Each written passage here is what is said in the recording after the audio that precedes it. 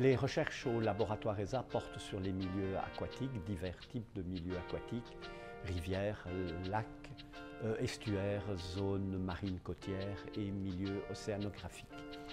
Nous nous intéressons en particulier aux micro-organismes et plus particulièrement deux types de micro-organismes, les algues microscopiques présentes dans la colonne d'eau, appelées aussi phytoplancton, et les bactéries.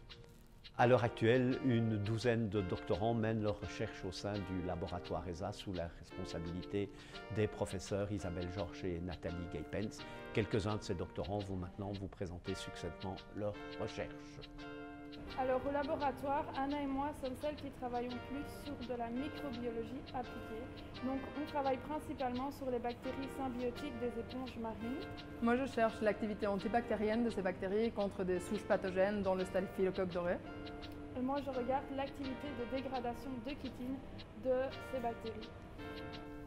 Nous sommes deux à étudier les bactéries de rivière à l'ESA. Je travaille sur la diversité bactérienne dans le bassin versant de la Meuse, alors que mon collègue étudie les interactions au sein de communautés bactériennes simplifiées en laboratoire uniquement, afin d'expliquer cette diversité bactérienne qu'on observe sur le terrain, dans la Meuse par exemple.